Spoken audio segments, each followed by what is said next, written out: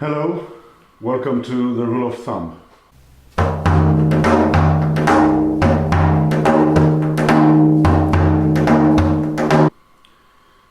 Today we're gonna start the series about the technique that I use, which is rooted in the Korean technique. In this first episode we will gonna speak about the general stance of the body and the gripping of the bow and also the gripping of the string.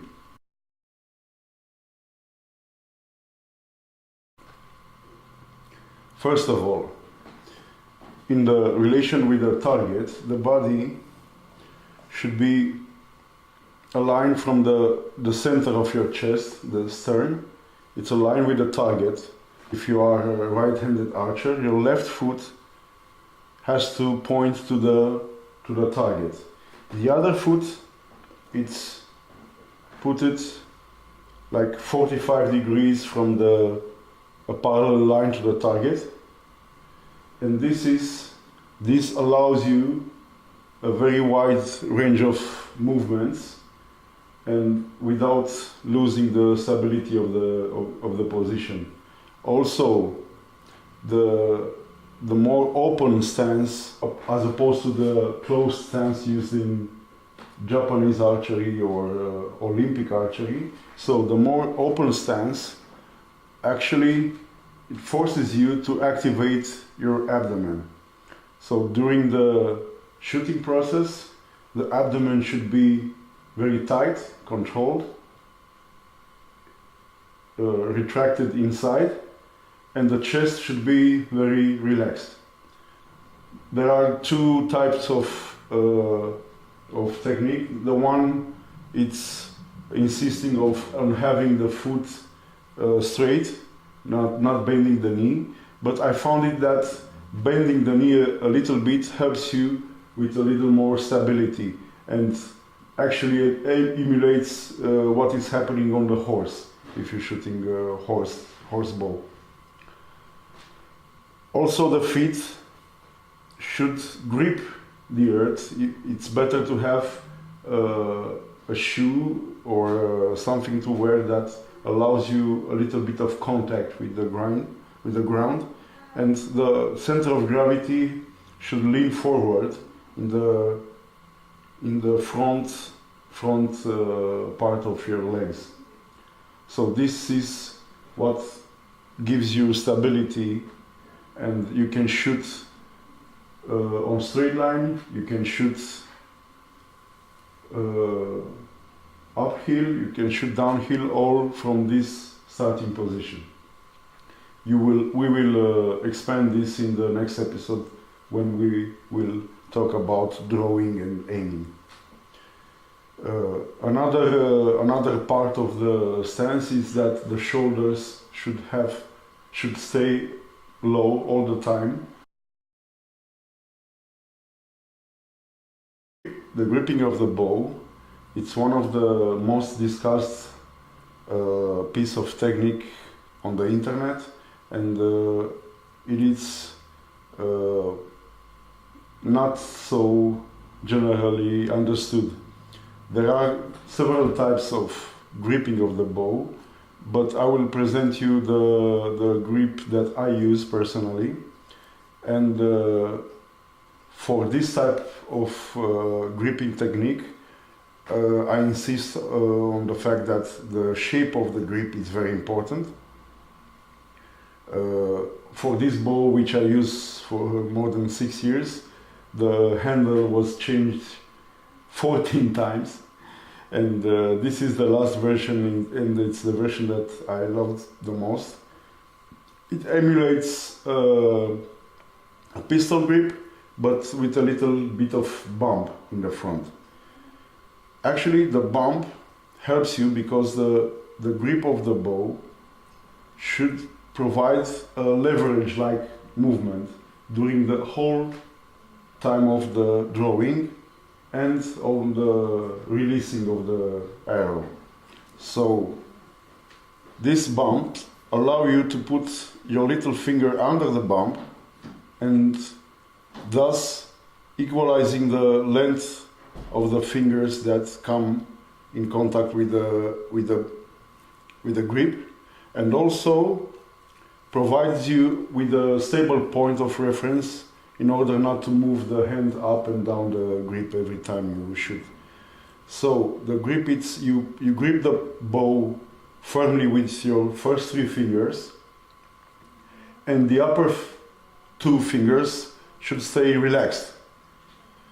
The gripping, in order to induce a little bit of sideways torsion, the gripping it's made in a Korean fashion, so the joint of the thumb, it's on the center of the bow, inducing in a drawing procedure a little bit of sideways torsion.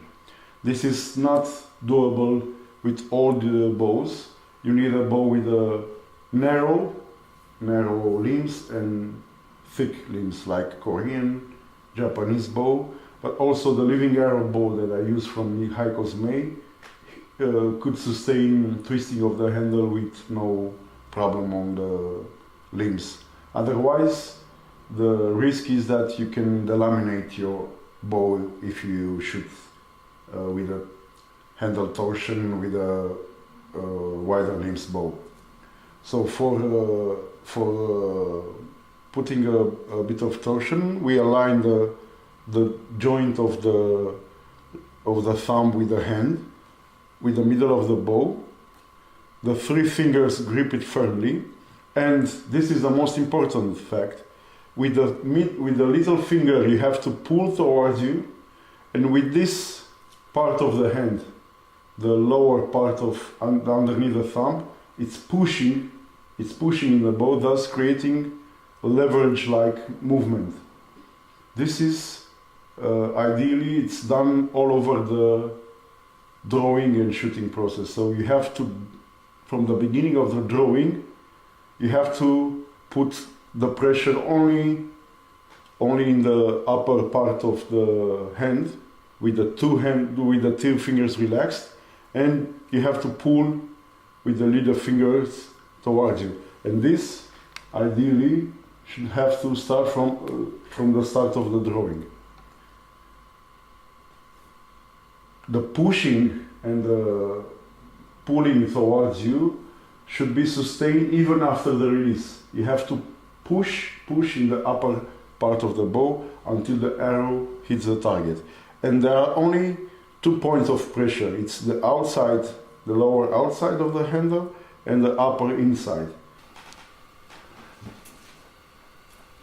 After you grip the bow firmly with your first 3 fingers, the upper 2 fingers,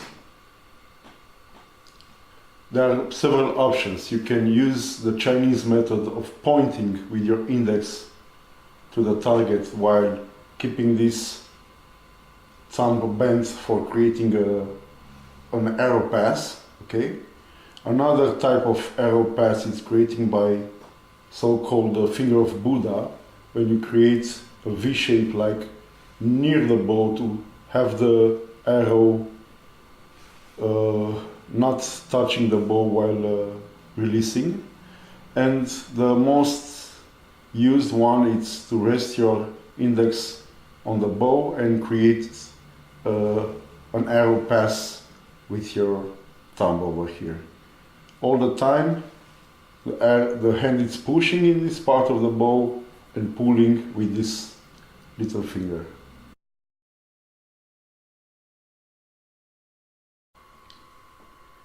The gripping of the string should be made underneath the arrow. You should clear the arrow here at least 1 centimeter, and you use this part of your hand for keeping the arrow in place. See, doesn't fall. Even on horseback movement, the arrow stays in place. You put this pressure on the arrow as you pull, and before releasing the arrow, you pull out the pressure by twisting a little bit the hand. But we will talk about this in the next episode. For now, you have to keep in mind that it's not a good idea to touch the arrow with a ring. You keep it with your upper part of your hand here. The first 3 fingers are very tight, and if you want to exercise this, it's even a good idea to keep an arrow between those fingers as you pull another arrow. See? Like this. So the first 3 fingers are very tight. The thumb, it's resting on the first joint of the middle finger, and the index, it's going around the thumb, and also it's very important that the index is on the right side of the string at the end, in order not to be slapped by the string at the release.